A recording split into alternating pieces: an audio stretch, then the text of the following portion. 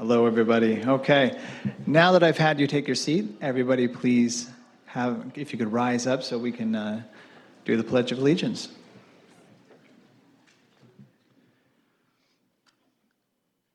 I pledge allegiance to the flag of the United States of America and to the republic for which it stands, one nation, under God, indivisible, and liberty and justice for all.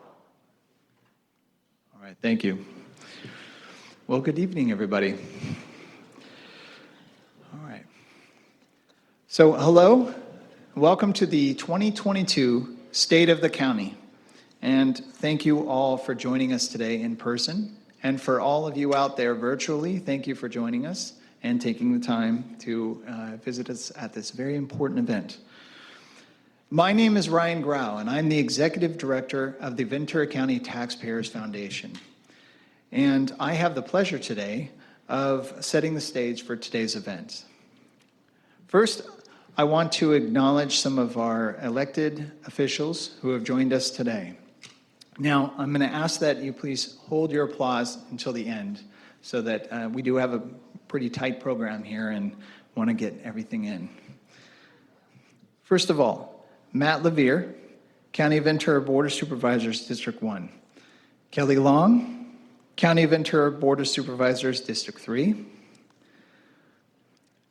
Vianney Lopez, County of Ventura Board of Supervisors, District 5.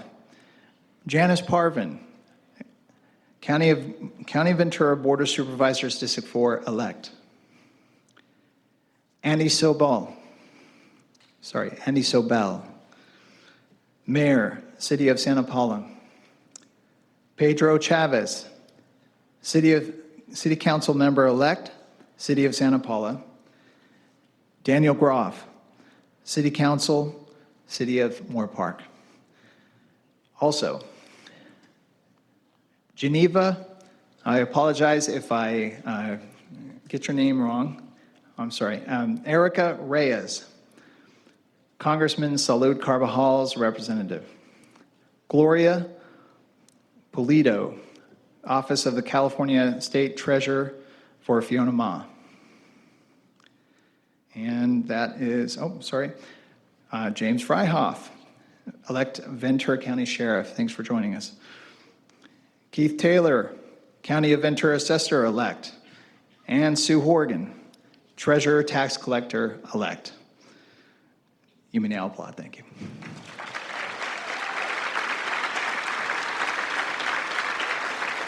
Thank you all for being here. Okay, so next, a bit of housekeeping. There's a QR code above me. This has our brochure, our program for today. So if you want to take the time to scan that with your phone, you can put up your camera icon and it should show that. And then you can just click on the link and you'll have a program for you. All right.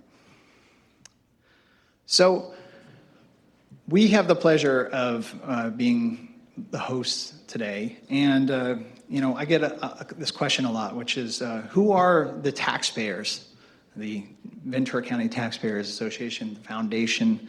Well, very simply, we are all taxpayers. It's your money. It's our money. And the Ventura County Taxpayers Association has been looking out for the interests of taxpayers for the county since 1954. Our mission is to inform taxpayers, promote the wise use of public funds, oppose waste, advise public officials regarding issues of concern to the taxpayers, and recommend positions that will be best served for the taxpayers' interests. However, this year, we took our mission one step further by creating a foundation with a mission that includes education and outreach. For example, we are here today together to find out how our taxes are being spent.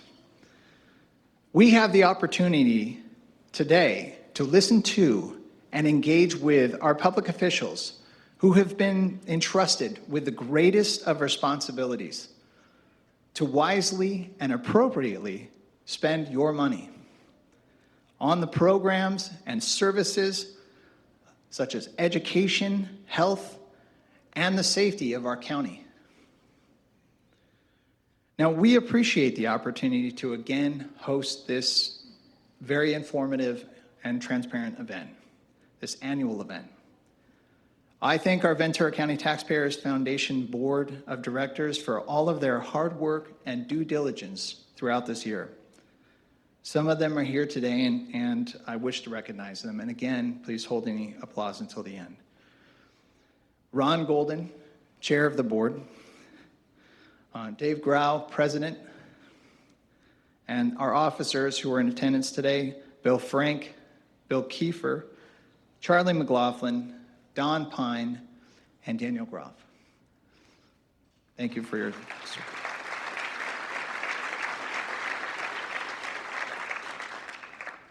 VCTF is also very pleased to have the support of many sponsors for this year's event. I would like to take a moment to recognize them and to celebrate the virtual nature of this year's event. We have asked our top-tier sponsors to create a promotional video celebrating their contributions to Ventura County through business development and economic and employment growth within our community. We'll see these now. The Port of Hueneme, a top economic engine in Ventura County, is your golden ticket. Right here in your backyard, you have a world full of opportunities. As a leader in automobile and produce cargo in the state of California, the Port of Hueneme is offering a unique experience to learn and grow through the Global Trade and Logistics program. We teach you the fundamentals of global trade and logistics, as well as career opportunities available locally and around the world. We got to tour the port, see so many cool boats, all of the people working on the port, and just the environment is just awesome. So I'm also opening up my opportunities to things like logistics, transportation, business, and kind of opening up new horizons and where I want to, look into future jobs. This class will also offer a career and employment readiness workshop to help prepare you for your next steps. Ask your teacher or counselor how you can get involved with the Global Trade and Logistics program today. The world awaits. You didn't choose cat allergies. You didn't choose your hairline, hot flashes, the flu, or that thing when your knee just gives out for no reason. You didn't choose your bad back, or this, or that. You didn't choose depression, melanoma, or lactose intolerance. But with Kaiser Permanente, you can choose your doctor who works with other best-in-class specialists to care for all that is you. The doctor will see you now. But do they really? Do they see that crick in your neck? That ache in your heart? Will they see that funny little thing that wasn't there last year? The new bounce in your step? The way your retinal scan connects to your blood sugar? At Kaiser Permanente, all of us work together to care for all that is you.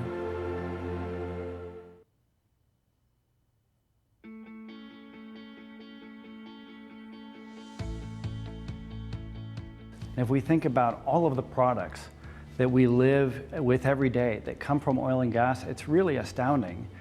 The glasses I'm looking at you through, or the devices that people are using to watch us right now, my toothbrush I used this morning, fertilizer that's used in the field. There are so many products that come from oil and gas every day that make a big difference in people's lives. I think one of the common myths that I hear about is people saying that, well, gosh, I've got to choose between oil and gas that I'm using today and renewables that we hear so much about. And I think the reality is that we're going to need liquid hydrocarbons in the state for years and decades to come. So it's a question of how do these things coexist? And how do we work together to make a difference in the state? Look, I think it's an exciting time to be working in the oil industry. We're going to be innovating. We're going to be working with the state to deliver both the needs of the state and the climate goals that are out there for all of us to go after.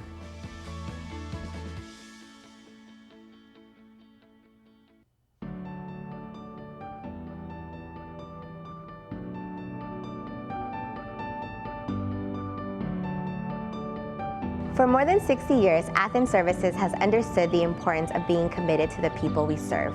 For other service providers, waste collection and recycling is simply a contract and a line item on a spreadsheet. But to the Athens family, it is a commitment to bring you the very best service that your community expects and deserves.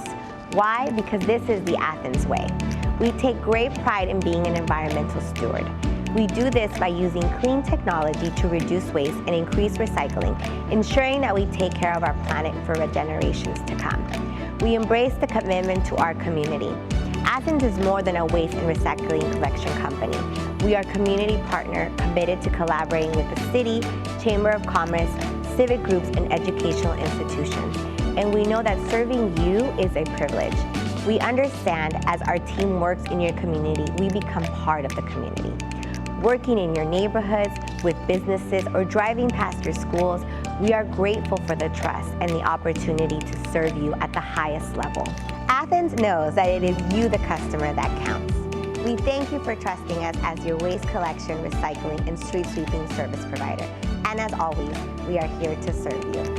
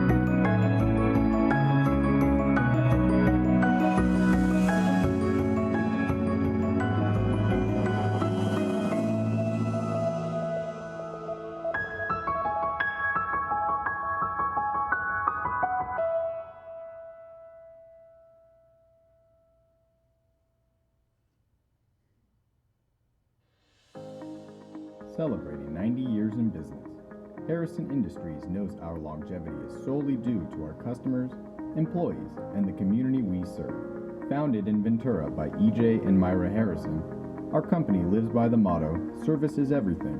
We are proud to have donated to the Museum of Ventura County, Boys and Girls Club, Food Share, and many others. From our drivers and office staff to our board of directors, we all strive to do what's right for the community.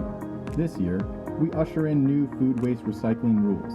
With partners Gold Coast Recycling and Agriman, Harrison is a statewide recycling leader, far surpassing net zero and greenhouse gas emissions, and working to open 2 more organic waste recycling sites.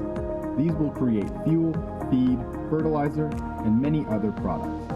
Thank you for helping us celebrate these past 90 years and work together toward a cleaner, greener future.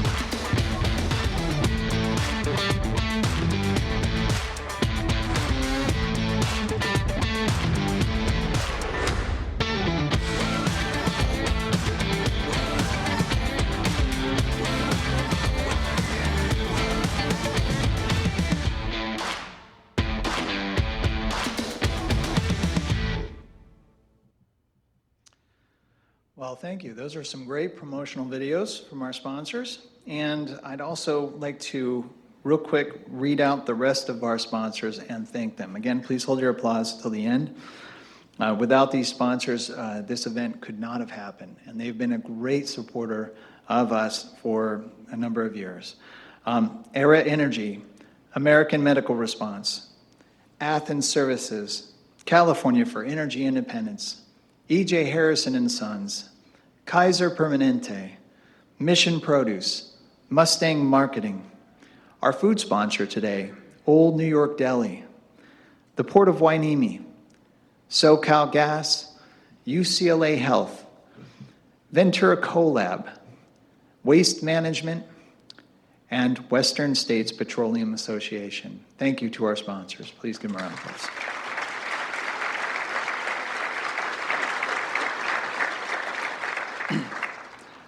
Finally, Ventura County Taxpayers Foundation would like to thank the County of Ventura for this event. Without their support for this now free to the public event, it would not have been possible. So thank you, Ventura County.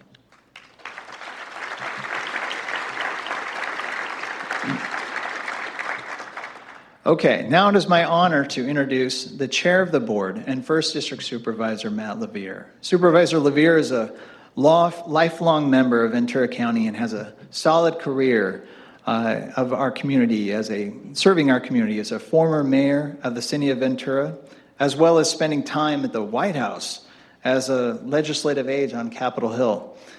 He was elected to the Ventura County Board of Supervisors in March of 2020 and is now serving as the chair of the board. The taxpayers have a great relationship with Supervisor LaVere, and I am pleased to introduce him now. Please come up, Matt.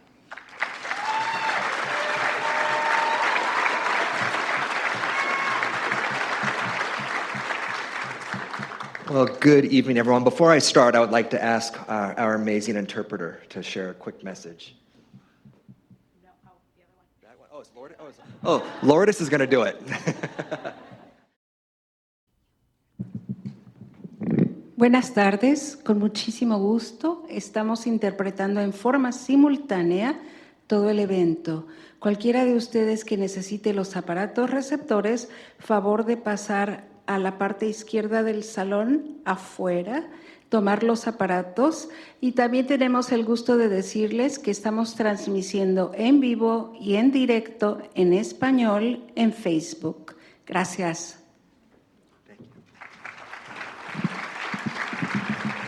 Thank you, Lourdes. All right, well, good evening now. Welcome to the 2022 State of the County. All of you here in person, we got a packed house tonight, and all of you watching online.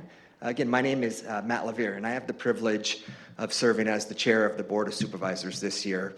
And as much as it's a privilege, it's also bittersweet because I wasn't supposed to be up here speaking tonight.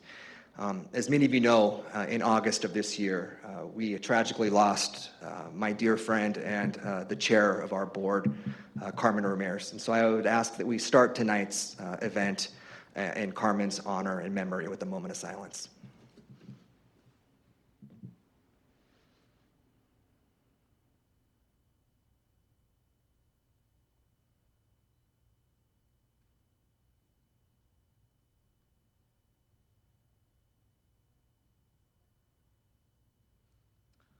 Thank you.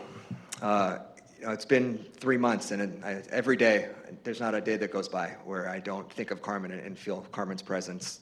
And you might have noticed in the floral arrangements tonight, single yellow roses in each of the floral arrangements. Roses were Carmen's favorite flower, and we wanted to do something to recognize that. I'm not putting my slides. Thank you. I miss her every day. You know, I have the good fortune of serving with 4 amazing colleagues on the Board of Supervisors, people who I just truly enjoy working with day in and day out. We have several present tonight. District 2, representing District 2 is Supervisor Linda Parks. She can't be here, but next month she's going to be completing 20 years of honorable service to this county, and we thank her for that. Who is here tonight, representing District 3, my dear friend, Supervisor Kelly Long.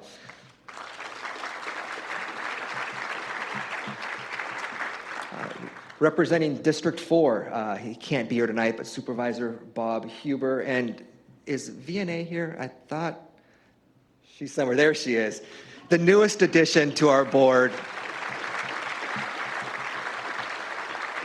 Someone who has just hit the ground running, has been an amazing addition to our board, and really enjoy working with her, representing District 5, Supervisor Vianney Lopez.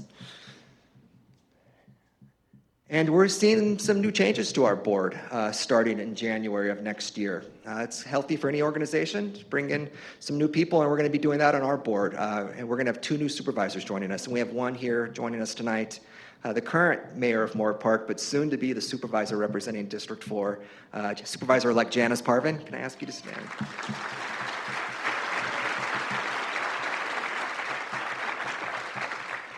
And then we also have representing District 2, Supervisor-elect Jeff Gorell. Jeff can't be here tonight, but I've gotten to know both Jeff and Janice through the years of working in the community.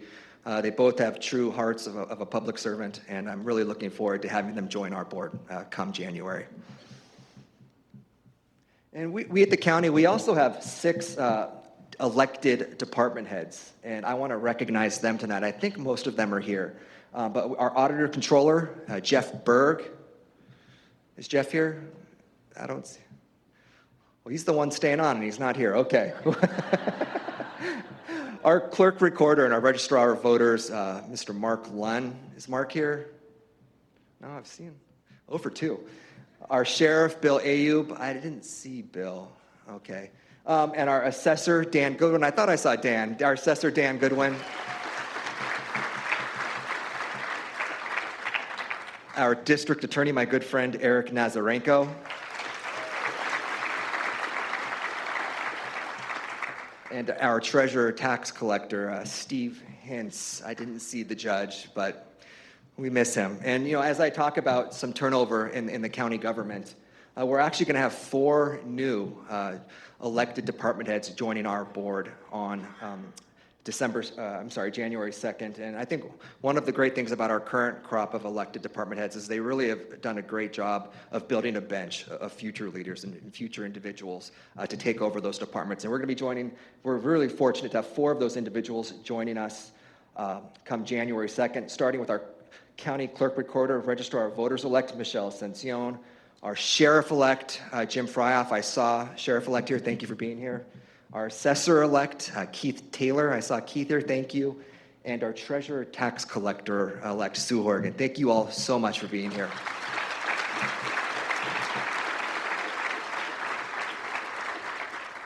And I'm going to end tonight by introducing someone who has been serving as our county executive officer starting in March on an interim basis, someone who has led with such grace, with such wisdom, someone who I have just grown to have a world of respect for, someone I greatly admire. And I think because of that leadership she's shown in August of, or I guess it was July of this year, on a unanimous vote of our Board of Supervisors, we were incredibly thrilled to hire this individual as our next CEO of Ventura County. And I'd like to introduce Dr. Sevet Johnson.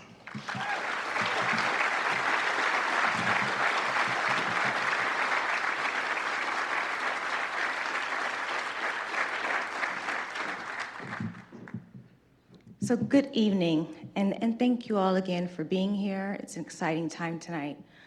Before I start, and before I jump in, I want to make sure that I really thank our Chair LaVere for that introduction and welcome to everyone.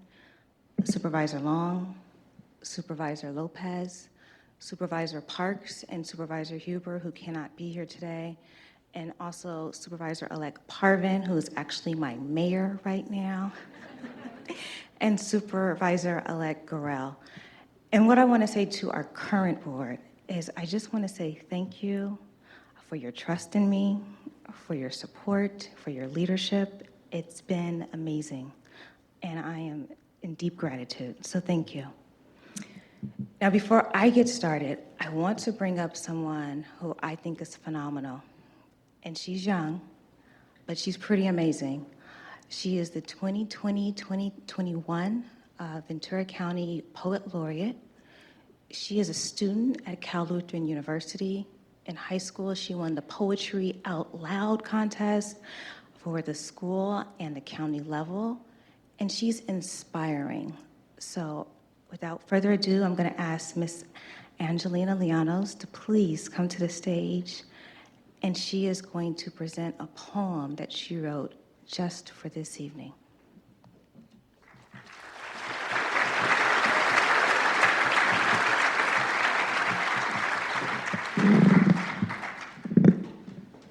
Hello, everyone. I am so honored and so grateful to be here with so many people who I've met over the months and who I will hopefully meet tonight. But I just want to say really quickly that I am so grateful to the county, to everyone who's led me here. It really means a lot to artists such as myself to be recognized, to be constantly invited and welcomed to these spaces. And it's still a very new experience for me. So I just want to say thank you to everyone who's given me the grace and the confidence to be here today, and to all of you who will continue to push me and inspire me. Thank you. A county is defined as a division of state. But in times like these, we can't allow ourselves to be divided or to damage the progress that we've made in society. Instead, we must be diligent and preserve our values in our work. The truth is, we still have so much more work to do. So let's do that work. That way, the only change we see in the world warms our hearts and not the climate. So that the only thing families worry about is what activities to do and not financial issues. So that those of us who are struggling mentally can see a therapist and not the end. Because everyone has insecurities, and it's time we address them to secure a brighter future for all. These things don't happen without our efforts. So let's come together and be the change every one of us is dreaming of. After all, that's what our predecessors would want. For us to carry out the legacies of the leaders who came before, like the community's late Carmen Ramirez, who may be gone but never forgotten. A warrior for justice who persevered and showed us that politics can be positive. We can transform society for the better. All we have to do is push past the hopelessness. We can be just as powerful in our strides as long as we collaborate and believe in ourselves. Thank you.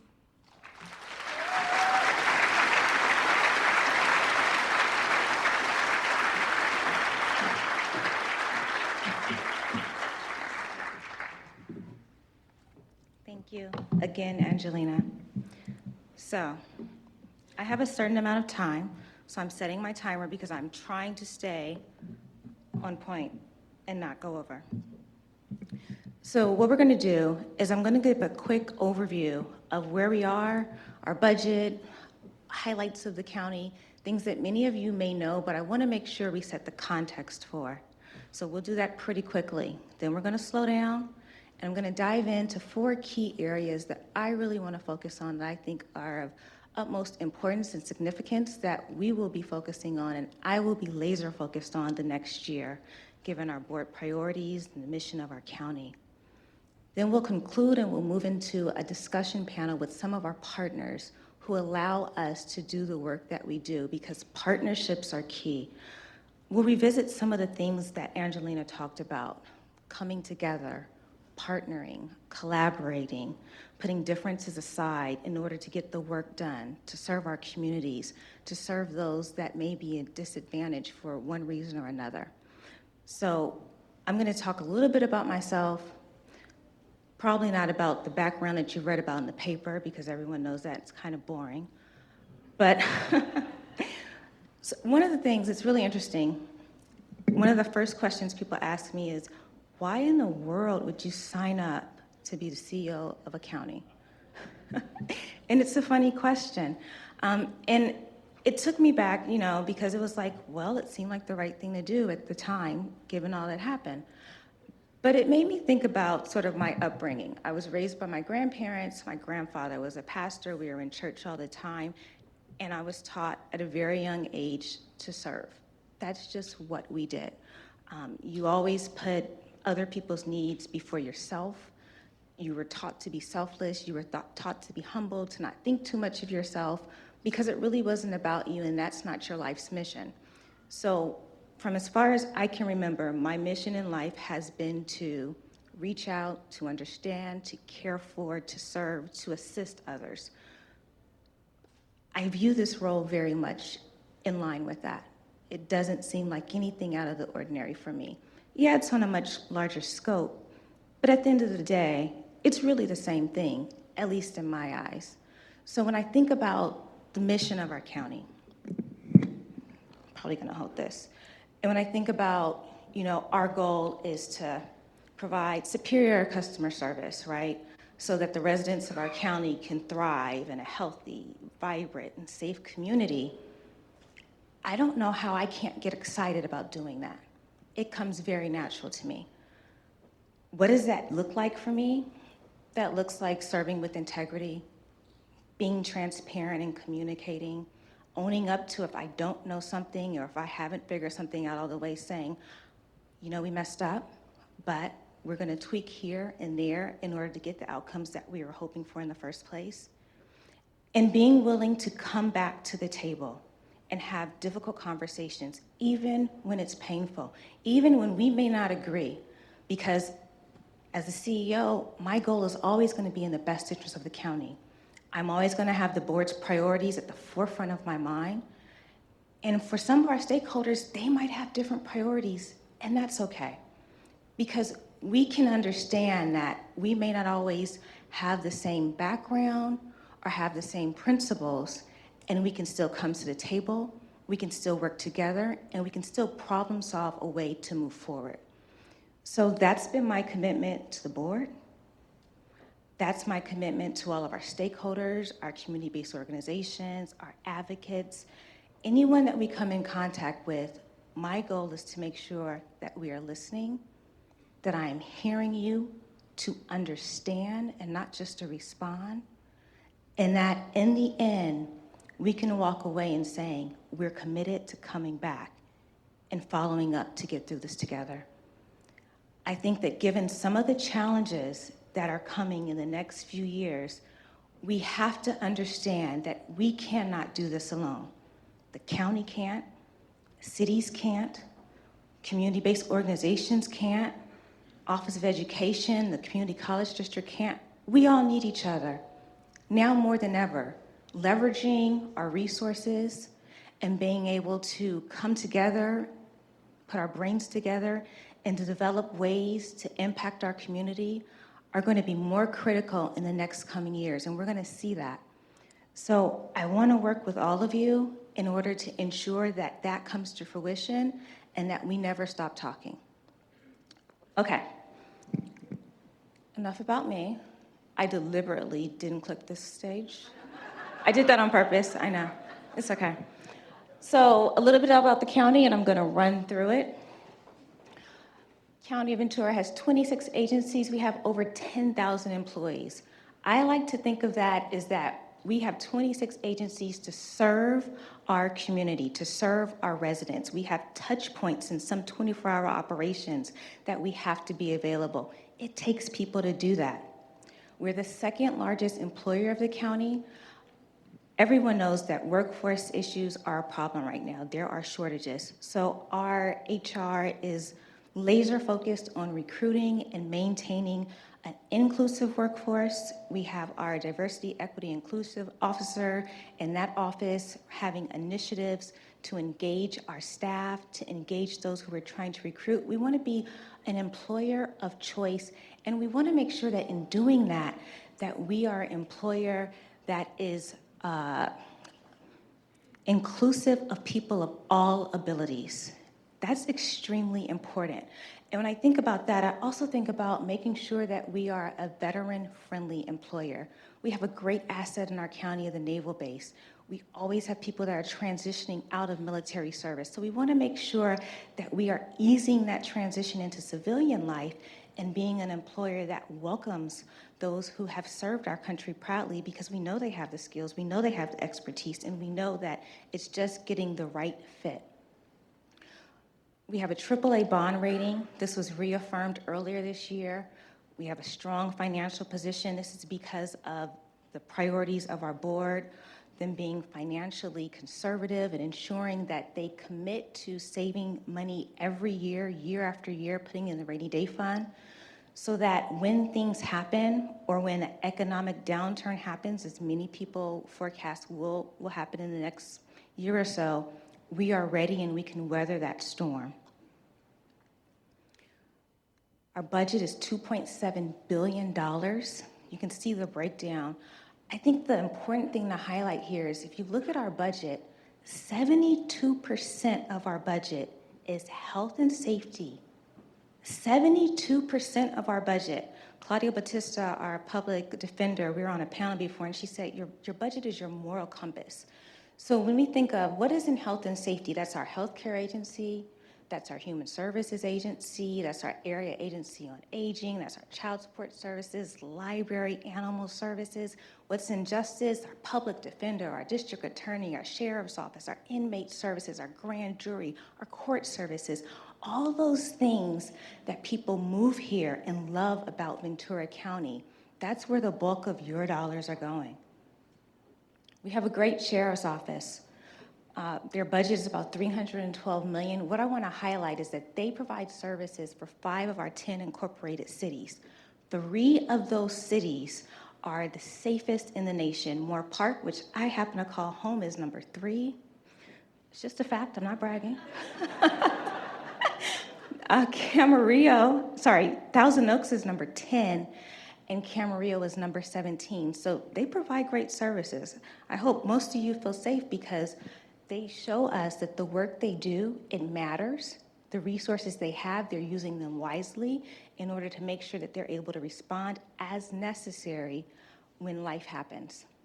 They've had some new investments this year that I think are pretty fantastic. We have about $27 million for capital projects and some emergency resources in terms of warehousing equipment. You know, we have wildfires, we have high winds, we have a drought going on, there's a few things happening. We have 2 new incident command posts. Now they replaced 2 trailers. They were converted trailers that they were using. These new command posts, there's one of them right here. You can look at the picture. Sorry, it is right here. They have conference rooms on the inside. It doesn't look as big as it is, but it really is. 27 people can fit in the conference room on the inside. They have like 5 workstations. They have these radio, 3 to 5 radio bandwidths so they can communicate with anyone in the state. And they also have state-of-the-art video equipment. So they can literally go to wherever they need to go in the county to respond to an emergency or a crisis, set up shop, and have their full operations ran out of this command center. We have new construction on a health and programming unit out at Todd Road. This will add 64 beds for inmates with health and mental health challenges. What's great about this is they have treatment space. I walked through it and I couldn't believe the natural light that comes through the building, because there's windows everywhere that allow natural light and that nature to come in. It will decrease facility transfers outside the facility for individuals who need specialized treatment like dialysis. They were having to go at its insane time in the morning to get their dialysis treatments. Here, they'll be able to do it right there. And they'll have 15 new employees in order to staff that unit. And they've also added a Bell helicopter to their fleet. So now they have 9 helicopters that will allow them to respond to emergencies as needed. This slide is bittersweet. So our district attorney, Eric Nazarenko, who's here, there's a family justice center. And right now there's one in Ventura. And what they've realized is that from March of 2019 to June of 22, they've served over 7,000 people. And that's sort of sad, because that's saying, wow, 7,000 people have been in a really trying time where they need those services. But it's also amazing, and it's saying, wow, 7,000 people were served. In their darkest hour, they were served. So what do people go to the family justice system for? Well, victims of rape, domestic violence, human trafficking, child abuse, elder abuse, they can get help with restraining orders, legal issues, support for housing and rent support. They can get behavioral health, spiritual support and counseling. Almost anything one could need, childcare, in your darkest hour after a traumatic event has occurred to you, you can get it there. So this picture, Supervisor Lopez is in this picture because we are in District 5, we're in the city of Oxnard, and we are looking at, and I'll tell you, this was a Friday morning. I don't know who scheduled this, but it shows you their commitment because everybody's smiling, but we literally got there at 8 o'clock on a Friday morning to tour this building and understand would it work for us. And we have our partners from the city of Oxnard and partners from Port Hueneme there because this is a partnership. It's not the county alone. We're going into partnership and saying, how can we work together to bring this to this community? Because we know the need is there. And it just shows the dedication for this. I understand from the district attorney that this will be named in honor of the late Supervisor Carmen Ramirez as well. So our healthcare agency provides vital services. We have 2 hospitals, over 80 clinics. They provide a wide range of services. Something I want to point out, I was reading in the paper the other day. We provide safety net services. That means anybody who needs services, regardless of ability to pay, can go to our hospitals and receive those services. In Ventura County, there are about 39,000 people, or 5% of our population, that did not have health insurance in 2021. And the reason I say this is because I bet most of you thought I was going to say like in 2000 or in 1990, but this is a real and persistent issue now because almost 40,000 people did not have health insurance just last year. So when we look at our healthcare system that is a safety net and provides critical services, it really points out why this system of services is needed. And I say system because there's 2 hospitals, there's 80 clinics, and there's other tertiary components that make this up. Another thing is that, I'm going to go to the next slide. I'm going to embarrass someone. I want to point out that we have a pediatric intensive care unit that's staffed by pediatric hospitalists. I mention that because I was talking to the CEO of the hospitals the other day, and he has a great deal of humility, so he doesn't brag a lot. He's not a bragger. But Dr. Fankhauser, who's sitting right there, he was sharing with me, I know, sorry. He was sharing with me that every day they have pediatric units from other hospitals calling the pediatric unit at Ventura County Medical Center asking for guidance. Now remember, right now we have a surge of RSV, right?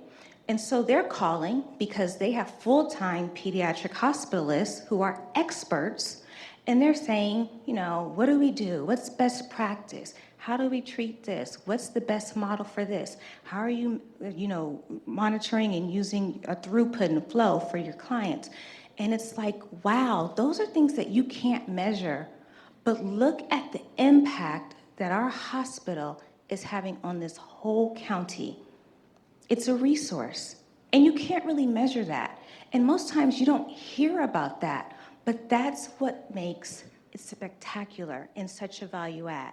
They also, just this year, were able to close a formal partnership with Children's Hospital Los Angeles, which is pretty significant because that brings a whole nother level of resources right here to our county for our kids. I'm a mom. I have an 8-year-old and 11-year-old.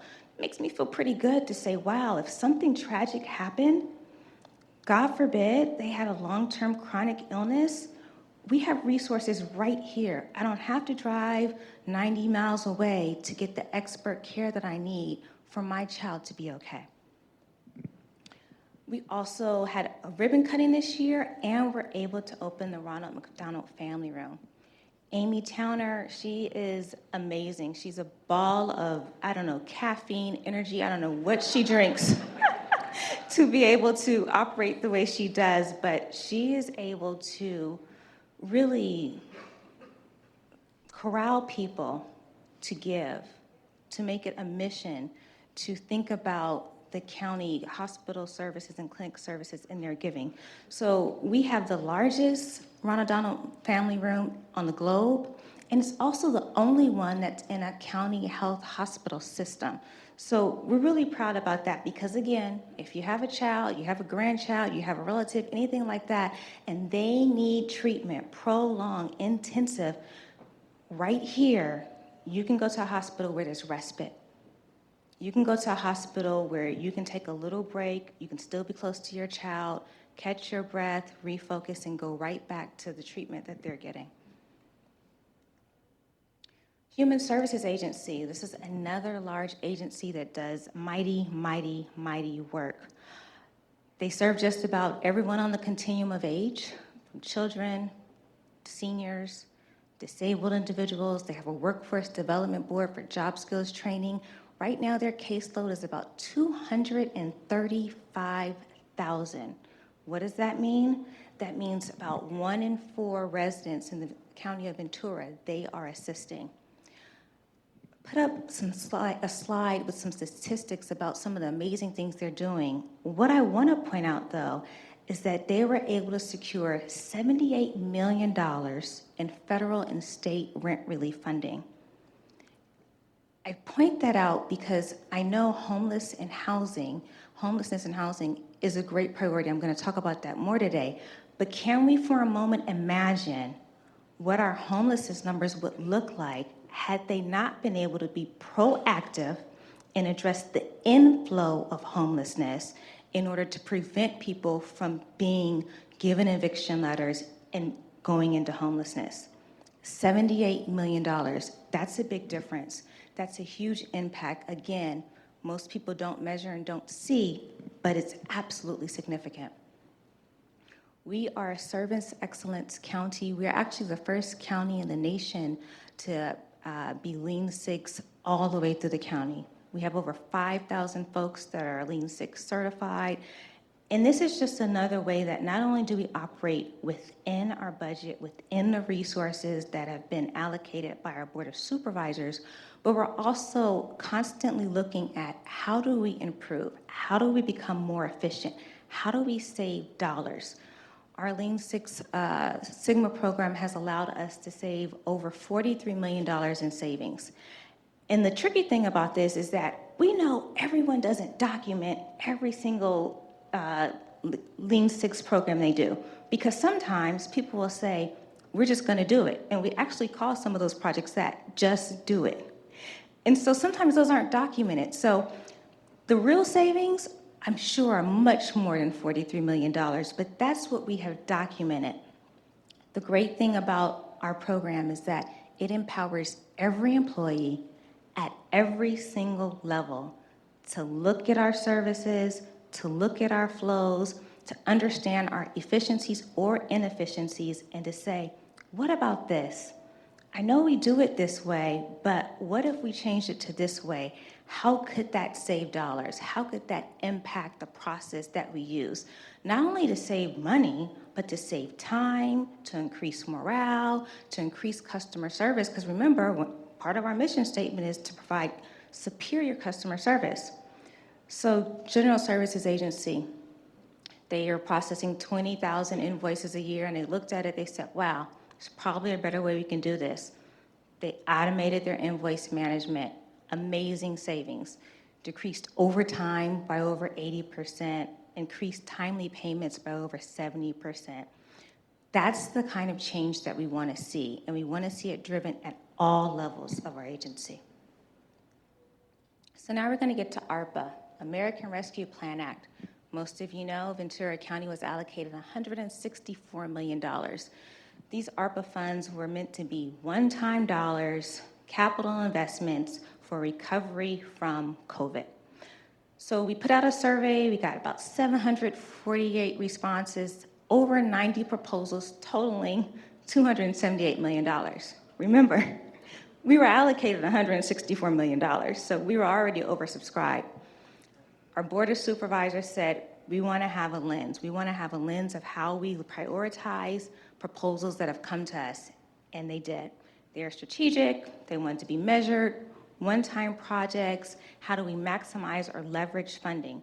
Didn't want to recreate the wheel, but said, what's working? How do we enhance projects that are already in place? How do we expand what community partners are doing that are working well? So we looked at it and they said, okay, we want to look at economic recovery. We want to support that. Our businesses are important. We want to make sure that we are helping them, come out of this and thrive as much as possible. To prioritize public health and mental health, homelessness and housing, disadvantaged communities, public safety. You see the list there. And we ended up with this final distribution. So you'll see the lion's share, $30.5 million, went to housing and homelessness. Next was infrastructure projects at $27.3 million. Then community parks, recreation facilities at $24.7 million. The next large funding bucket was mental health at $22 million. Again, partnerships were key. Okay, so now we're going to slow down. We've done the overview. Now we're going to dive in a little bit. Just talked about 26 different agencies, over a $2 billion budget, and there's no way I can go through everything that everyone is doing in this presentation. People would kill me, and you all would not want to be here this late. Just saying. I can do it. I can talk. I'm actually a talker. I have a lot of stories, but I'm not going to share them all tonight. But I'm going to focus on 4 key priorities. And these are things that have been prioritized by our board and things that we recognize that we have to dive into, we have to address, and we want to support because we're here because we care about this county. We're here because we want everyone in our community to thrive. So we want to talk about climate action and sustainability, our economic recovery through an equitable and inclusive lens, mental health and wellness, and then housing and homelessness. When it comes to government, public service budgeting is really about priorities, needs, and values. And I think these 4 items really show our priorities, what we've identified, and we've done a lot of surveying, as community needs and the values, the core, the fabric of what we want to see happening in our community, the community that we love. So we'll start with the Climate Action and Sustainability Plan. The Climate Action Plan, you see a picture of Supervisor Parks. I think everyone knows that Supervisor Parks has been a fierce advocate and supporter for climate action in our county, wanting to ensure that we leave our county in a better state for future generations. Our Climate Action Plan is contained in our general plan.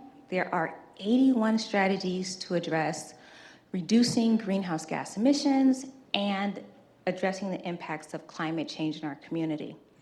Some things to note are that 42 of those strategies, or 51%, have already been initiated, are underway, or have been completed.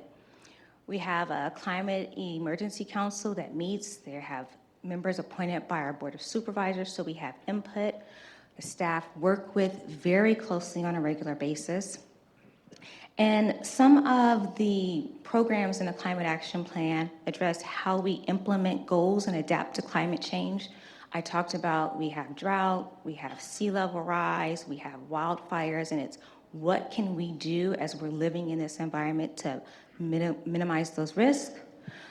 Promoting and supporting the adoption of electric vehicles and alternate modes of transportation. I think about bikes, I think about scooters. You also think about, vehicle miles traveled and urgent planning. So you think about new communities that are being developed and how are they being developed to make them more walkable. We talk about home energy savings and building performance standards and doing that in also a lens of workforce training for green standards. Right in line with that is the Green Business Program that we're going to see a video on in just a moment, as well as a project that's coming where the 5 Central Coast counties are coming together to produce information on a website that will help individuals and counties become green or switch over in a hybrid form to practices that can impact the climate. I think at the end of the day, it's saying, how do we do this in a way that's sustainable and that is economically feasible for most people to do? Everyone's not going to be able to buy an electric car overnight and put in an electric charging station at their car. But what are the steps all of us could take to be more green in our lives? I talked about the Green Business Program. This is one of the initiatives of the Climate Action Plan, and it's really, their mission is to assist businesses to become green certified. So we are going to watch a very short video and hear from a business that's actually become green certified and hear about their experience.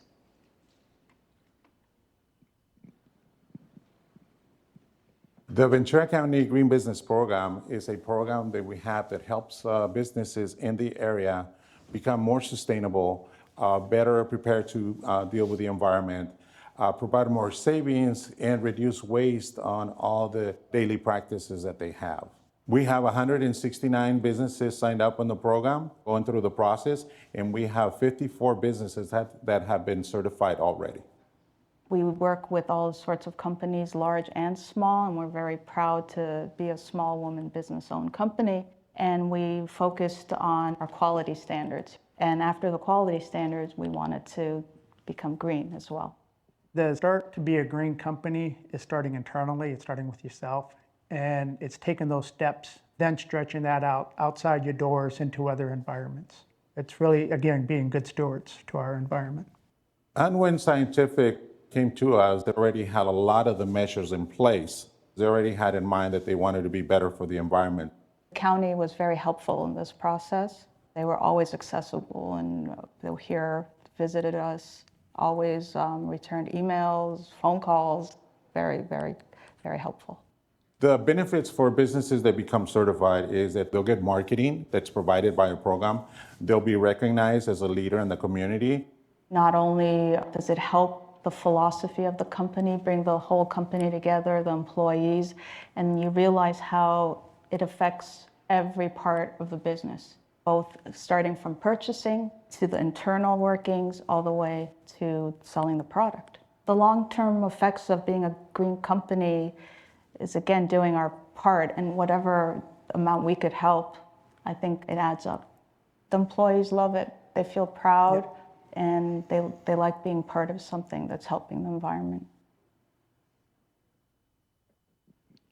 So, awesome.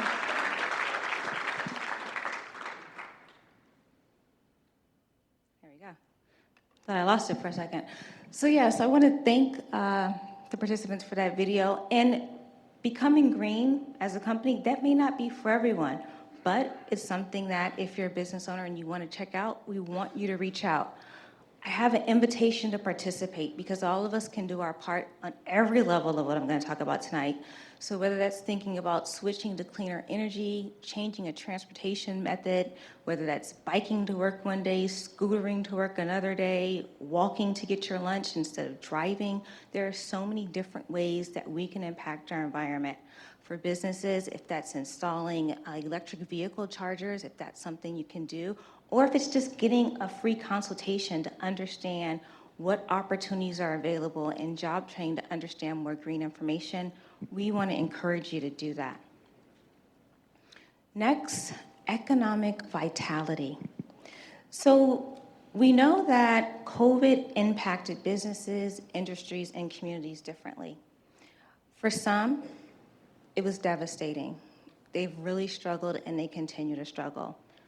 Other businesses and workers have actually thrived because of the industry they found themselves in.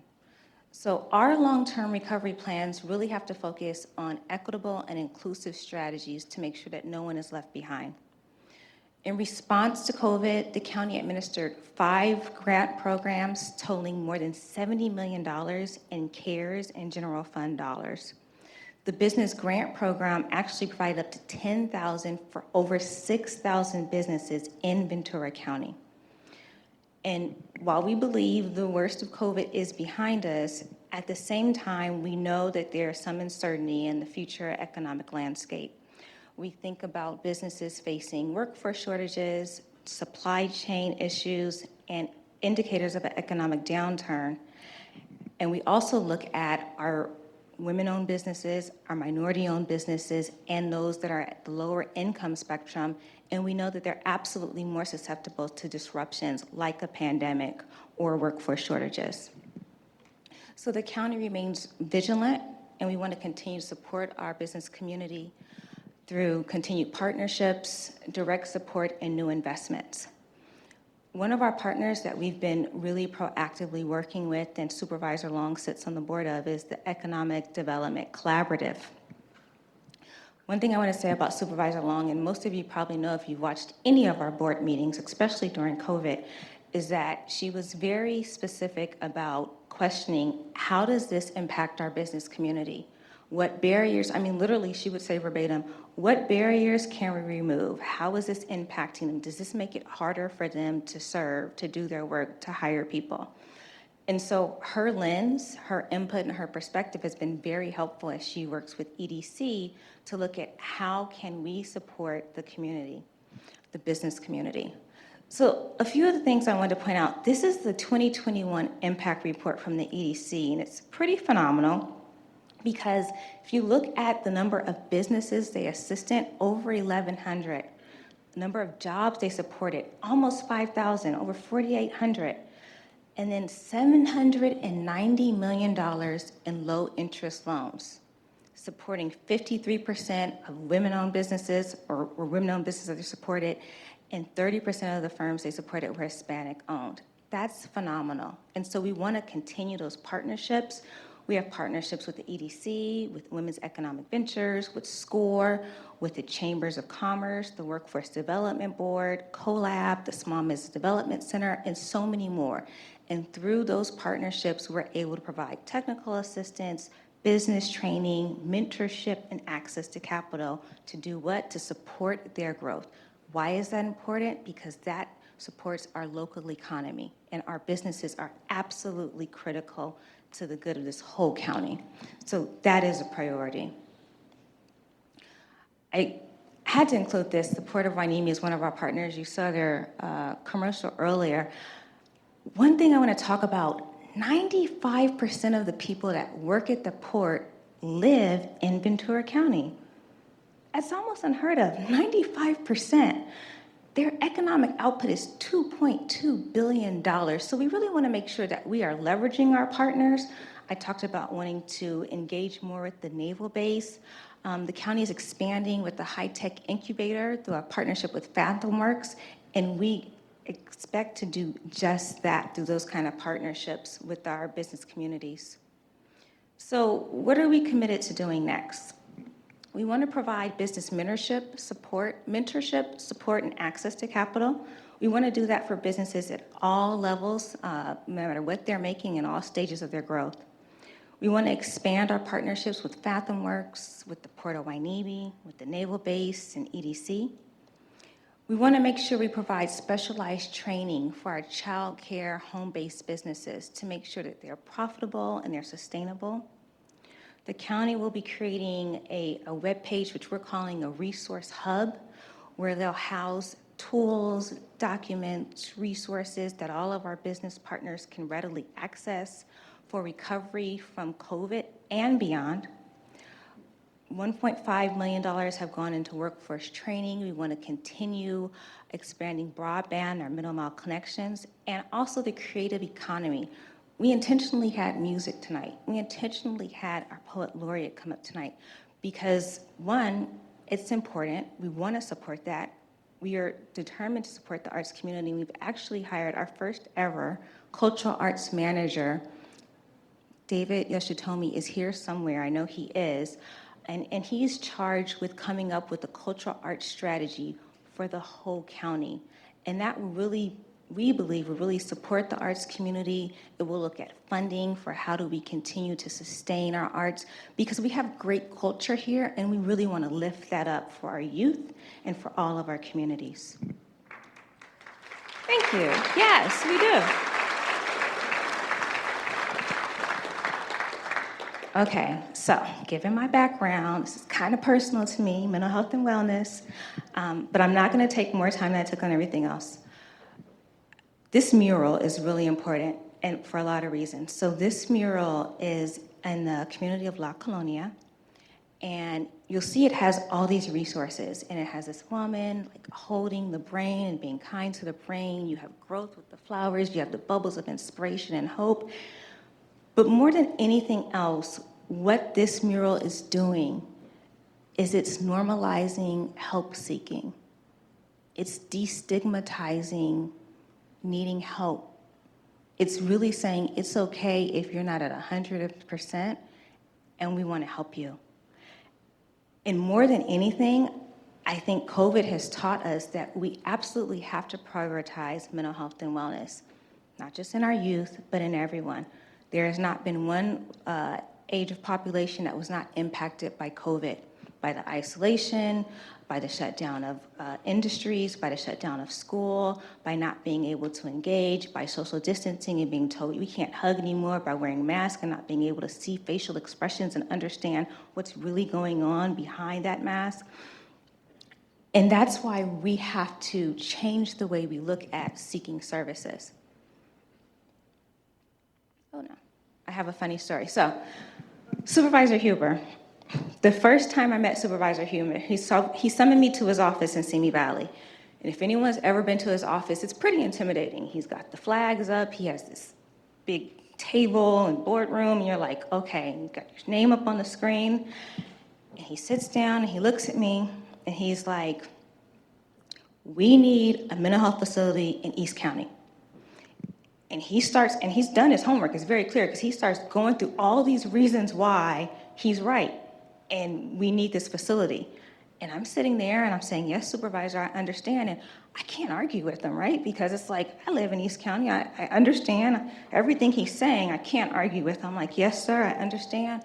Yes, sir, I understand. I said, you know, I absolutely agree with everything you said. The problem is, we don't have infrastructure dollars right now to build this facility, but I absolutely believe it'd be a great thing. And, you know, this is something that we can go to legislature about and we can advocate for, but right now we don't have dollars. And this was back in 2018, I want to say, or 2019. And he said, I understand, but I'm not going to let you off the hook with this. I'm going to keep coming back. And he did. He stayed true to his word. Almost every time I saw him, that was the conversation of, we need a facility in East County. It's okay. So it was no surprise that when we had ARPA dollars, his first priority, what he said was, I want an allocation for a mental health facility in East County.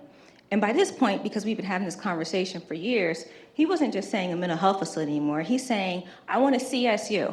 And I'm like, got it. You know, he's talking like a pro. CSU is a crisis stabilization unit. So we moved beyond just the generic facility. He's like, no, I know what I want. I want a CSU. Absolutely. I actually got an email from the other day. I want a weekly update on the CSU in East County. Yes, sir. Absolutely, Supervisor. I will get you that. So, as I've said before, we now have a $7 million allocation through ARPA dollars for CSU in East County. And that's critical, it's crucial, it's needed, and he was a huge champion of that. So, why is mental health important? Because everyone needs to be able to access the resources they need when they need them. And access is the key. So we will talk about that a little bit later, but I had to tell that funny story about him because it's true, and he was right, and he knew it. So in 2020, the Behavioral Health Department had the opportunity to apply for grant funds for high school wellness centers. So we applied, and we're worried about $6 million, and the goal was to bring on 8 wellness centers in our high schools. And it's 2020, so we're not in person, schools are online, and so the state is like, you still have to do it, they're just gonna be virtual initially. And we're like, okay. So we go forward, and we open up 8 virtual centers. And I had a meeting with the superintendent a few months down the line after, most of them have opened, and he was like, wow, it's amazing. He's like, so, our initial goals were to increase access, to streamline care, to ensure that, the students have academic success and they weren't underperforming because of something that was underlying that hadn't been identified, and to create just safe, supportive, non-judgmental environments. And when I talked to him, he's just like, no, like there's something else happening. Like there's something else. I'm like, what is it? Hoping it wasn't bad. And he's saying, you know, I went to a school and I was just checking it out and I saw this kid by the tree and he's telling me he's using his coping skills to de-escalate. And I'm like, oh, wow, like that's pretty good. Sounds like he's in therapy. No, he's going to the wellness center. And he talked about the whole milieu of the campus being changed because of the wellness centers being there. And that wasn't something, it wasn't one of our goals, it wasn't the objective, it was sort of like a beautiful surprise that we hadn't planned on, but it was like, oh, that's magic right there. Like, that's worth more than everything else we thought we were gonna get out of this, because it's literally changing the culture. And you have not only the students, but you have the staff, you have the volunteers, you have the peers, all speaking in this new language that's supportive, that's destigmatizing, that's non-judgmental. And then you don't just get the students, but you also get some family members in. So again, you're changing the cultures of communities and you're changing help-seeking behavior. So that went so well, we said, okay, let's go for some more dollars. So we ended up having a total of $7.5 million. And I should say it's not just 8 high school wellness centers, it's 8 because he loved them so much, he found funding to open up an additional 3. And now we're opening up 11 centers in the middle school. So half of them are already open, half of them are waiting for funding. Not funding, half of them are waiting for staffing. Woo, good to, yeah. He called it early on. He said, I want a wellness center in every single school. And again, I was like, that sounds great. I have to tell you, we don't really have the funding for that, but I'll keep that in mind. I'm like, I'm so happy you love them, but we don't have those dollars right now. But right now, we're gonna watch a really quick clip of the Wellness Center at Moore Park High School. I did not do this. I did not plan Moore Park High School. That's what they gave me, but it's Moore Park High School, and you're gonna be able to see some of the impact that the Wellness Centers are having.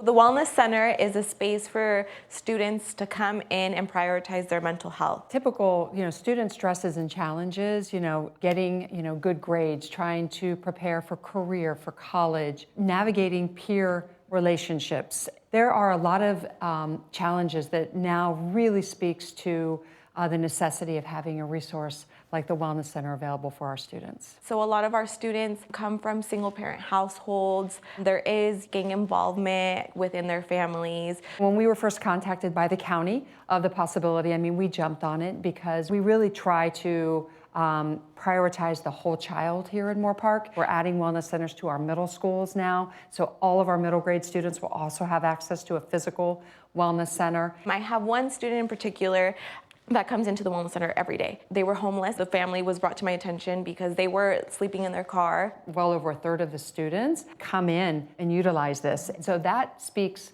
for the fact that students, they are seeking a safe place. They are seeking and learning that it is important to prioritize their wellness, their mental health. Every year we're getting better, and every year with connecting with more and more students, because the Wellness Center has been a center where we get a little bit of every type of student, from athletes to those AP students to those, LGBTQ students. It breaks my heart when they are like, I didn't know that this was, that this was offered. I didn't know that I could get the help. For them to break down those barriers and tell me, I would tell the students, you're not alone. There's help out there.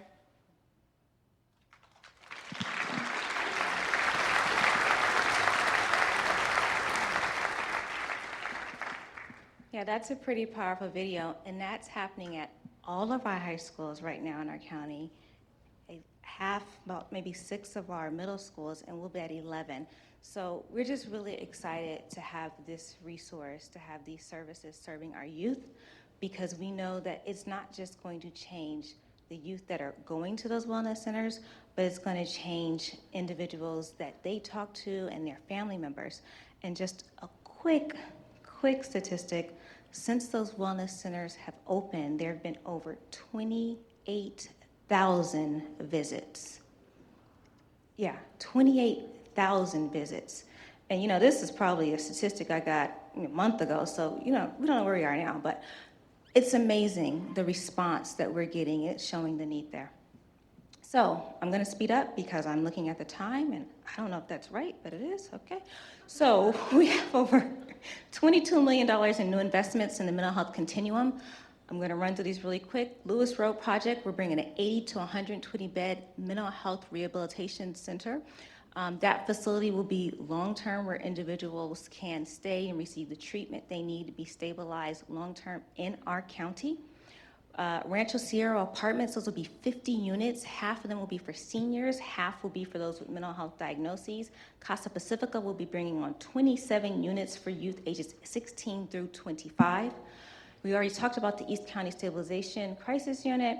The Crisis Now pilot program, this is a pilot that the Behavioral Health Department, one of 7 counties in the state that they're participating in this. This will be analyzing their crisis team networks and resources, looking at the gaps, what the needs are, looking at best practices nationwide. There will be a community involvement component in the thorough planning process, and then there'll be recommendations about how we can best utilize our resources as we look at how we want to strengthen our crisis response in our county in terms of mental health and wellness. Lastly, opioid treatment. Because of opioid litigation that's going on nationwide, the County of Ventura will be receiving about $1.7 million for the next 10 to 15 years, and that will be used for treatment of opioid use and misuse. Okay, housing and homelessness. So this is a heavy topic, and one might say one of the most important of the night. Albert Einstein has a quote, and he says, if you give me an hour to solve a problem, I use 55 minutes trying to understand the problem and 5 minutes coming up with a solution. I think the point of his quote was that it takes time, and it's valuable and critical to really understand what the need is before you throw a Band-Aid on a problem, not really addressing whatever the root cause might be. So homelessness and housing, it's intricate. It requires coordination and synchronization at all levels. It requires the county, the cities, community-based organizations, faith-based organizations, all being on board, all communicating, all talking, all trusting each other to do the right thing as we serve those that are in need. I'm gonna look at this table. I have kids, I have 2 kids, 8-year-old and 11-year-old. If you go to any kid's birthday party, okay, at least 3 out of 5, they're gonna play musical chairs, right? So you've got a table, you got chairs around it. Right now we have 3, but say we had a table with 10 chairs around it, and we're gonna play musical chairs. You got 10 people, you got 10 chairs. Music starts, they go around, around, around, music stops, everyone sits down. Guess what? Because there's 10 chairs, everyone has a seat. Now we're gonna take a chair away, right? Some might call this low inventory. So we got 10 people, 9 chairs. They're gonna go around, around, around, music plays, and it stops. Everyone's scuffling, you gotta hustle and bustle a little bit. Annie does not get a chair. She now becomes chairless, right? Because of what? Well, let's look closely. We recognize that, oh, we didn't see it before because it wasn't an issue, but Annie has a bandage around her ankle and it's sprained. That caused her on the first round to be fine because there were enough chairs, but on the second round, when there was a need to be able to get there faster and have greater mobility, she couldn't really do that, and so now she is chairless. Now, most would agree that her sprained ankle did not cause her to be chairless. However, I think we would all agree that it did play into her inability to secure a chair. I think we can liken this example to homelessness. Individuals in every community, we have individuals in every community that may be seeking or using drugs, that may be dealing with mental health or physical health challenges, that might be living in poverty, facing housing discrimination, going through a divorce, in a housing market that's overpriced, low inventory, whatever it might be. But you look at the variation in homelessness rates across the nation, across the state, and there's differences. And so how do you explain that if every community has some of the same things going on? We can't just say, well, in this community it's bloated, because that doesn't make sense. And actually, the research, it doesn't add up. So you start thinking about it through another lens, and you say, well, if we're talking about homelessness, what drives it? I think it's the lack of housing, or it's the cost of housing, and it's the variation of affordable housing that may be available in a certain region. So we're on the West Coast region, California, Arizona, Nevada, Oregon. Out of the whole nation, we have the most severe shortage of affordable housing. We have about 30 affordable units for every 100 households that need it. There are cities like Charlotte that have about 65 affordable units for every 100 households that need it. Again, what are the drivers? What are the root causes of homelessness that we're seeing here in Ventura County? I'm not a housing expert, not by far. I'm a licensed clinical psychologist. That is my background. But I read a lot. I've talked to a lot of people, I've talked to a lot of urban planners, and you can see that the affordability and the accessibility of housing, it's a determinant. So most housing experts would say that when we're talking about approaching homelessness, we have to create a robust plan that's sustainable and address three things. One is inflow. We have to stop the people going into homelessness. Two is our crisis response. When someone is experiencing homelessness, what do we do about it, and how do we ensure that it's short-term and it's not cyclical? And the outflow, how do we transition people out of homelessness into permanent housing and make sure that you layer that with supportive services so, again, they don't cycle back into homelessness. All agree that we need a systems approach, and failing to do any one of these things or look at any one of these areas will just continue to drive us into the cycle that we all want to get out of.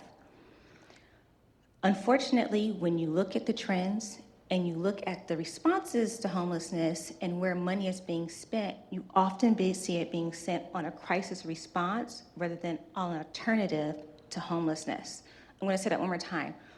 Often, funding is spent on the crisis response, which is needed, but because there's so much energy, concentration, staff time, and resources being spent on that crisis response, the alternative to housing and homelessness is often missed.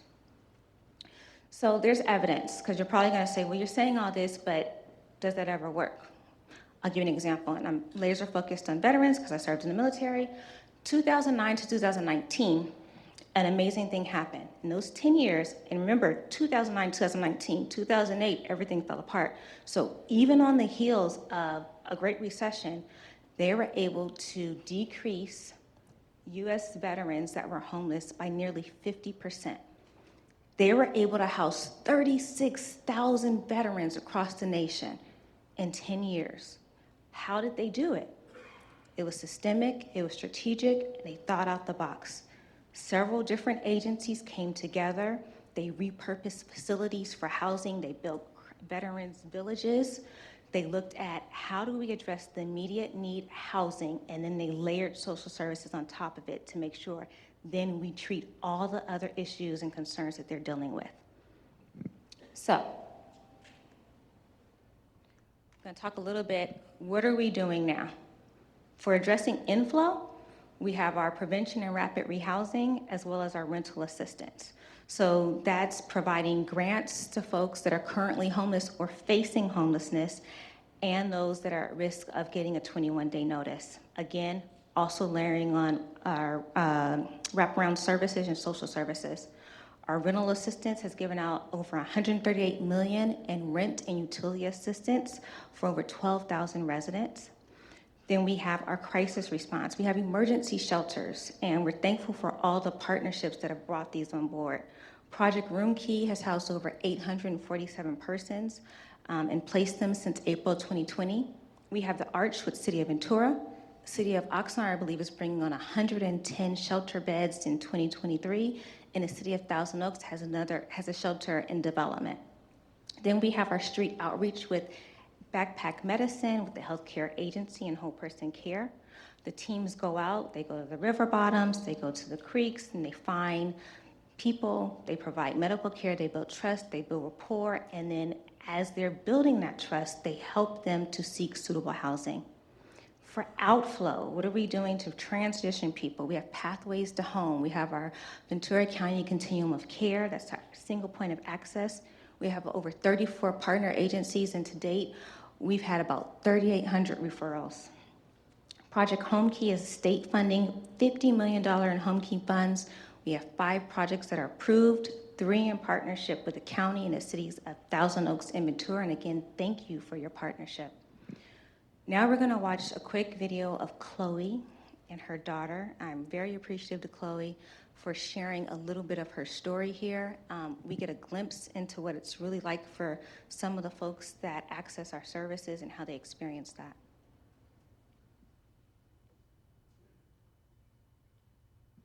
So before I connected with Homeless Services Program, I was working as a server. And then the beginning of 2020 is when COVID started. I also happened to find out I was pregnant at the same time with this cutie. And then COVID shut everything down. And I lost my job and I wasn't able to afford to stay where I was living anymore. I first heard about Homeless Services Program through my caseworker. I was told about this opportunity and I didn't really believe that it was real. I was kind of skeptical about answering the phone because it just sounded too good to be true. The most important thing is to ask for help. There's just so many things that is out there. You just have to kind of just reach out for help because there's so many things that are available from the county. I have an apartment in Camarillo. It's so beautiful. I would not be where I am with the stability that I have without the help of everyone. Her caseworker, Nicole, was incredible. And without that dual partnership, I don't know if it would have been possible to find her this great apartment that she's in today. We all came together to help this client, and it was wonderful to see us all band together to benefit this person and help them to not become homeless. So again, yeah, that's amazing. It's partnerships that make that work. It's not the county alone. It's us working, partnering, collaborating, communicating in order to make a difference in the lives of others. I don't know if I lost this. There we go. So next steps. Supervisor Levere has been very, very vocal about his want to reduce the number of homeless and unhoused individuals in our county. So much so that we've had countless meetings with him, with social services directors, with our agency directors, trying to understand the problem, understand the drivers, understand the root cause. I talked earlier about $30.5 million investment, ARPA fund dollars, and you'll see that broken down here. I think that one of the important first steps is that the Board of Supervisors recently approved a $100 million commission study in order to do an analysis and understand our gaps, our areas for growth, understand how we can better communicate, be more efficient, and close any cracks that may exist so that those who need the help are able to get it when they need it, because our ultimate goal is to absolutely decrease the number of unhoused individuals in our county. So I'm closing, and I'm sorry, Mike Pettit, I'm so late. But in closing, we have the key priorities that are up. And more than anything, partnerships are key to our success. I want to say thank you to our Board of Supervisors. All of our elected officials are here, our agency heads, our staff, our city partners, our business community partners, our community-based organizations, our various stakeholders, advocates, volunteers, and I would be remiss if I did not say a very special thank you to Gloria Ramirez, Paul Stamper, Mike Pettit, Eddie Rodriguez, John Lynn, BJ, David, and Danny, who put this event together with the help of our sponsors, VCTF. I am extremely appreciative. I thank you for your time and attention. We are going to transition now to our discussion panel, so if you just hold on while our speakers come up. Really quick, we're turning 150 next year, so more to come on that. It's pretty exciting. We are. And next, we're going to have our discussion panel. We have Kathy Odell, the CEO for Women's Economic Ventures, Dr. Cesar Morales, the Superintendent for the Ventura County Office of Education, and Shauna Morris, the CEO for Casa Pacifica Center for Children and Families. Thank you.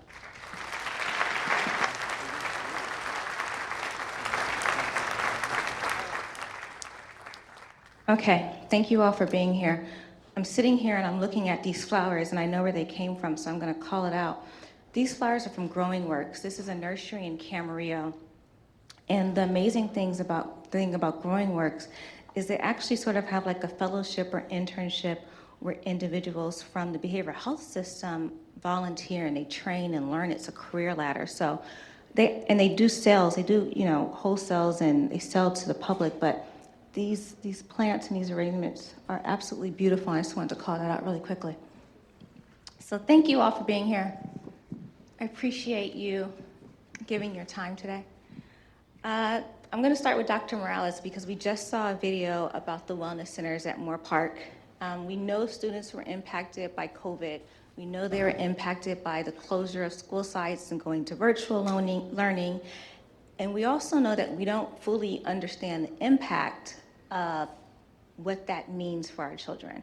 5 years out, 10 years out, how that impacts their social networking and their ability to adjust in fragile times. Can you talk a little bit about what the Office of Education is doing to prepare to serve this generation of students that had to go through COVID and how that might have impacted them?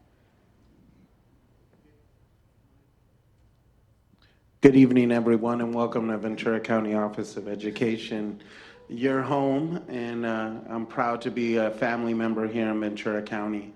As to the question, I believe the education community that's made up of so much, our 20 school districts, 12 charters, our higher education partners, as well as our child care, First Five, and a variety of the early childhood community. I think what we are doing is being deeply committed to responding to the needs in front of us.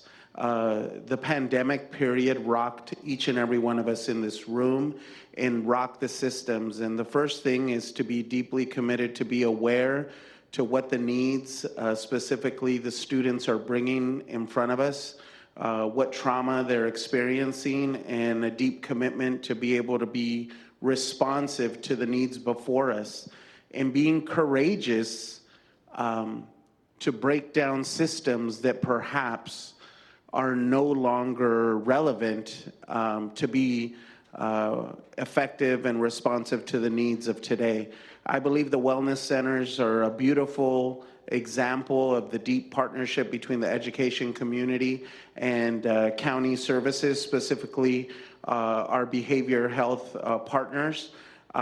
We have been implementing a very successful partnership with behavior health, and I know that sometimes the goals are loftier than the resources that we have before us. But again, I think we need to be brave and courageous to just allow the needs to drive us all. I often say we don't have a resource issue, we have a resource allocation issue. And we refine it when we have a deep focus and commitment on serving the needs before us. And I'm very proud to be part of a partnership with behavioral health that will achieve a wellness center in all of our high schools. And we're ahead of the game with our middle schools. And some of our school districts are even embarking on wellness centers at our elementary schools. So let's keep all being part of the Make a Difference and Impact to This World team. Thank you. Thank you.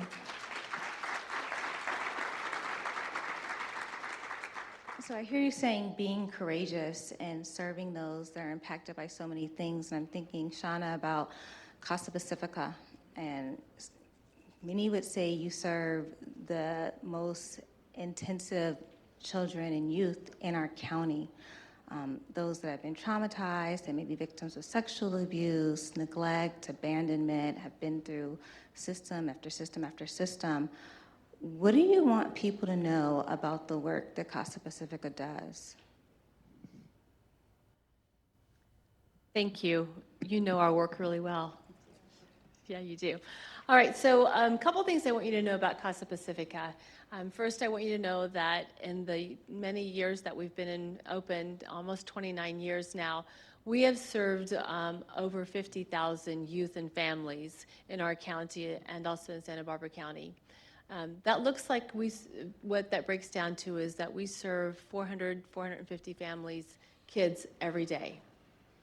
Also, just know that over the last 10 years, Casa Pacifica has worked very hard to make sure that we are able to serve everybody in our community. It started out as a partnership focused on foster care kids and adoption kids that were in the adoption system. But you know what? We figured out that those are not the only kids and the only families that suffer from mental health needs.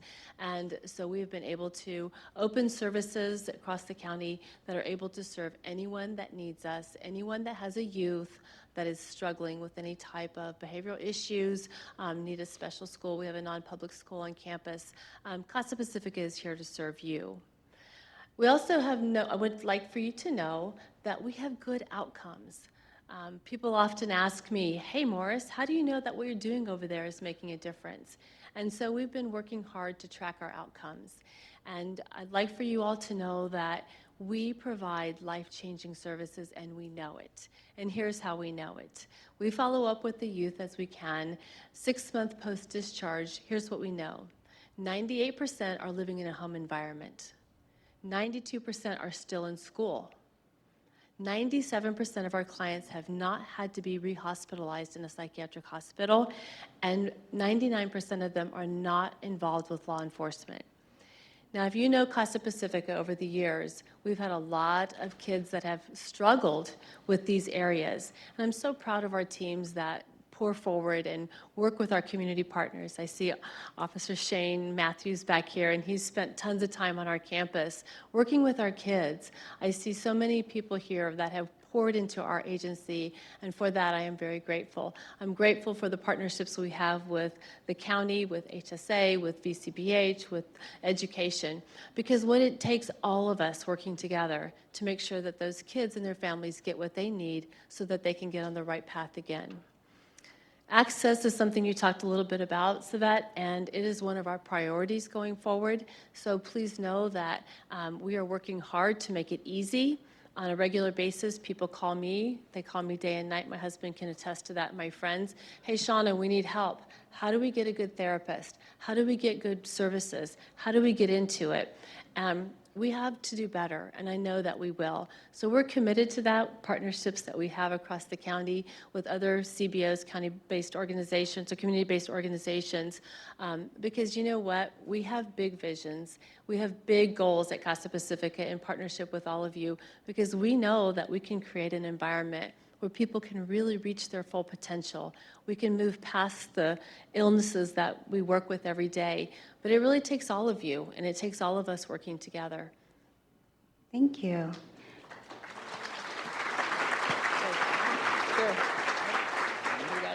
I'm glad you shared some of those statistics because I didn't even know those numbers. I mean, that's phenomenal. So it's great to hear and great to share so people can understand the critical work and life-changing work that you all are doing to not only serve youth, but to follow up with them and to support them as they move on. Thank you. So Kathy, thank you for being here. Of course. We know that Women's Economic Ventures does critical work in supporting small business owners, providing tools, technical assistance to strengthen their businesses and get them off their feet. What could you tell us that small business owners need now? And could you talk a little bit about how entrepreneurship can combat poverty?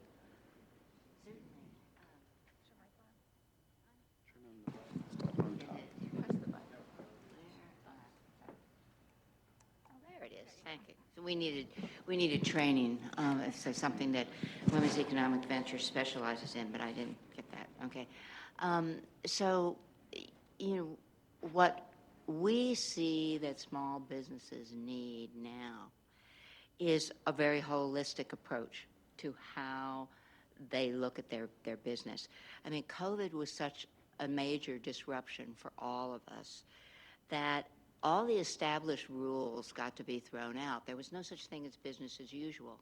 And it turns out that that's a good thing, because sometimes when experiences are painful, they are also good.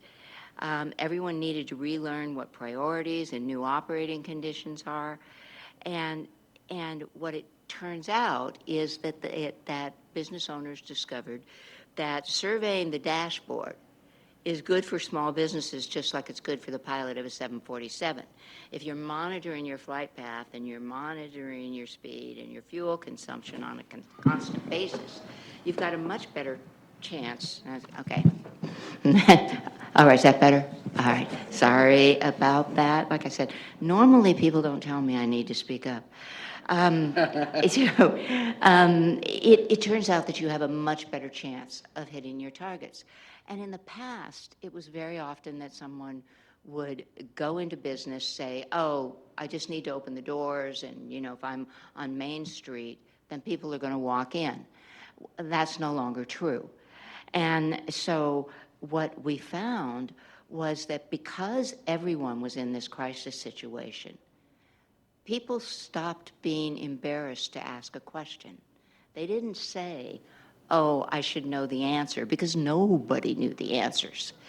And that was a very good thing, because now they approached business by saying, what do I need to know?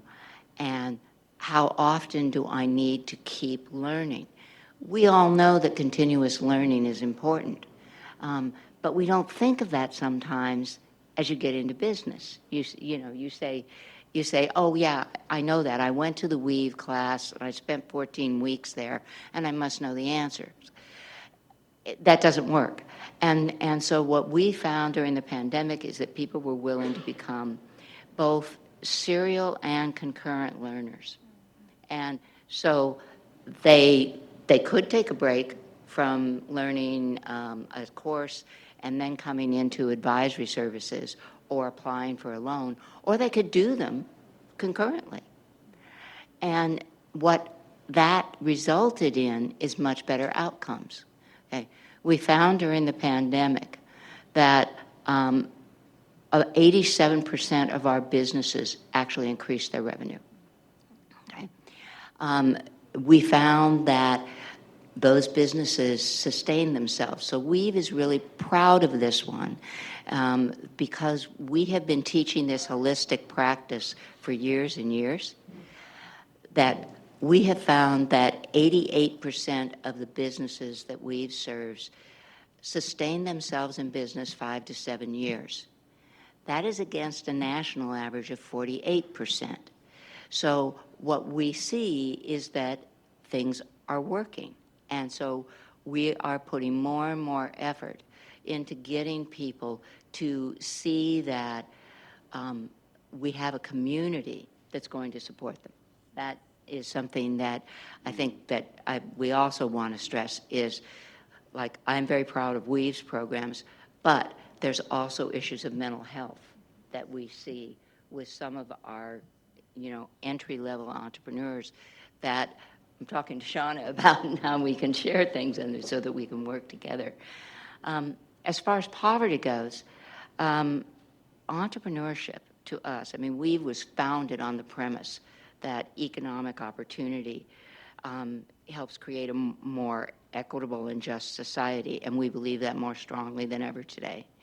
We see that of our clients who are in poverty at intake, 87% of them we are able to get out of poverty in 12 to 18 months.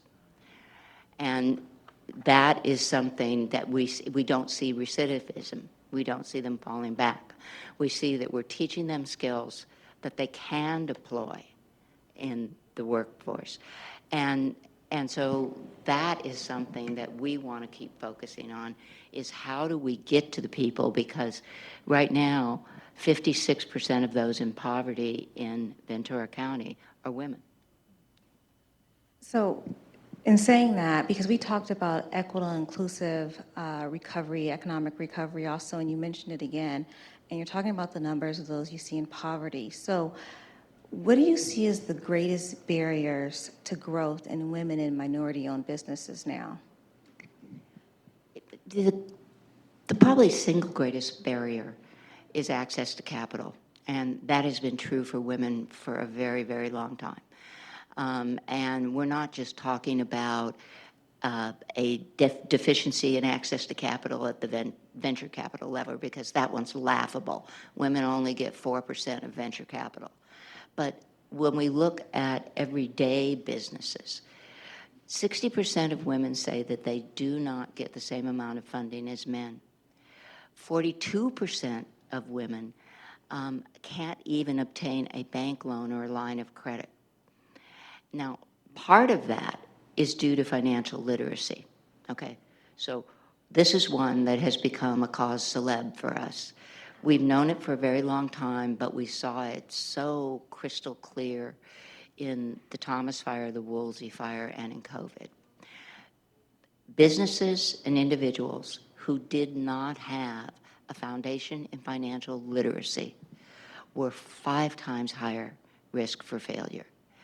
And you know, here in California, we look at a national ratio that says that only 57% of adults in the U.S. are financially literate. California ranks 49th in access to financial education, financial literacy. So maybe we're not doing as well as 57% here in California. We don't know. But without a basic understanding of personal finance, credit, budgeting, managing expense, planning and preparing yourself for financial shocks and how to recover from them, okay, you're going to end up falling into the high-risk categories and perhaps slipping into poverty and certainly not having a chance to get out of it. So one of the things that Weave has done is we have developed a financial literacy course that is both English and Spanish. It is on demand on our learning management system, and it is free of charge because we think this is a social justice issue. It is. No, it absolutely is. And the rest of the things, Sevet, I think I sound like a broken record. It's holistic. It's having access to education and training. You know, you can't know calculus if you don't know addition. Nobody intuitively knows how to run a business. You've got to get trained, know the basics, and then be able to have access to business advisory services that will help you know what you didn't know you don't know, and as it comes up, and then again that access to capital. Thank you. I appreciate you sharing the tool. It's English and Spanish on your website free of charge, so thank you for that plug, because I think that's something that a lot of people in the room can leverage and should leverage. Sure. You're talking about education, and it makes me think, Dr. Morales, I know you just released your Ventura County education report to the community. I see you have it. Nice little plug there, right? Extra, extra. I heard they're giving it out there. Yeah. Want to know if you could share the top 2 takeaways from that report. You know, what all of you will, as you leave, get an advanced copy of this report that will be in this weekend's VZ Star edition, as well as available online. But what you'll see is a little bit more a story on our wellness centers, transitional kindergarten, and its impact on the education world has been a buzz in the world of education, dual language immersion programs that are expanding throughout the county at multiple districts, career education offerings, and what you will not see is that those of you in this room past 7:20 this evening could handle any problem that comes Ventura County's way. So that could have been a future story in a future edition. So thank you all for being here, being part of this valuable Ventura County team. But we hope you enjoy your advanced copy of our Ventura County Education Report on your way out. Thank you. Thank you. And I am watching the time. I'm aware of the time, so I have one more question, and I have a quick question for all of you, really, really brief, a minute or less. But Shauna, what would you say one of Casa Pacifica's main goals is in helping youth ages 16 to 25 to find permanent supportive housing? Yeah, thank you. So as you heard earlier tonight, we had worked with the county's CEO's office to secure a grant to expand our transitional youth services. And so we've worked with this group for the long time. Basically, these are kids that age out of the system. At 18, something magical is supposed to happen. Basically, all that happens is they turn 18, and then all the services they've had access to disappear. So we are working very hard to make sure that that does not continue. Every youth that comes into our program has their own unique story. It's true, there are some common themes with the kids that we see, but every person is their own person, and they bring their own unique path to how they reached Casa Pacifica. So what we need to do is we need to meet them where they are, and we need to create their own unique path forward. I loved the video you showed tonight because it showed one person sitting with one counselor, with one social worker, and figuring out a path forward. This is not an easy road to travel. And you that are in this room tonight, you're here because somebody walked next to you when you were age 18 and helped you get to where you are today. And that's the privilege and the blessing that we have at Casa Pacifica. We can't do it alone, but every youth that comes to us has their own path to get to us, and our job is to make sure they have their unique path forward. It is not easy. It is not simple. It takes a lot of time. It takes creativity. It takes resources. But I cannot leave here tonight without telling you what that looks like. That looks like today I got to interview another youth that is applying to work at Casa Pacifica that came through our program. That's what it looks like. That's awesome. That's awesome. You know, every day I look out and I see these kids and I see they have a different life now because they came to this precious county and they tapped into the resources represented here, and they have a hope because every life is worth living, and we're here to make sure that that happens for these kids. Thank you. Okay, can I sneak one statistic in too, because Shauna's so good at this. It's like, because we had a good day too. One of the women who came to us, who was just on the edge of poverty 6 years ago, who started her own cleaning service, okay, one person 6 years ago, she now has 60 employees. That's what entrepreneurship can do to get you out of poverty, okay? And it's accessible to everybody. You don't need that 4-year degree. You need the dedication to provide good services and products to your customers. Thank you. Okay, I'm going to save the last question for Dr. Morales because it's his house. We are in his house. And I'm committed to turning off this mic by 7:30. So we've seen a steady decline in enrollment in our K-12 public schools. Can you tell us what you think are the long-term impacts of this trend, and what are you all doing to address that? Well, just to paint a picture, in this publication, you'll see that the student population from 21-22 was 138,000.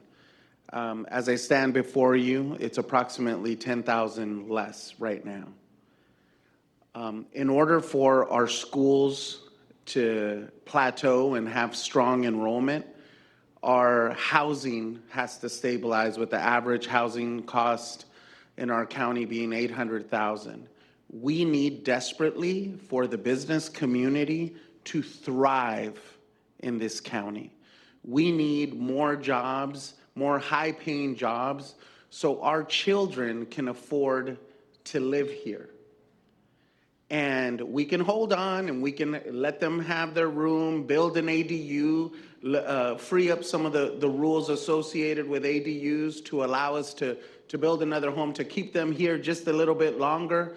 Just enough time for us to get together, work with our cities, work with our county, work with our state to stimulate this local economy, to create opportunities where entrepreneurs, small business owners who are a critical part of our economy thrive, so that our families can continue to stay here in Ventura County. I'm a proud family member of this Ventura County team, but the urgency is now. All of us need to work closely together with our business community, our elected officials, so that our children can afford to live here and our schools can thrive. Our teachers did a wonderful job. Our staff did a wonderful job during the pandemic. We were one of the counties that opened our schools the fastest in the state of California because of a miracle, because the education community and our Ventura County community worked tirelessly together and committed to get it done. I never forget a meeting I had 48 hours before we did something crazy with Barry Zimmerman, where we pulled off an amazing feat.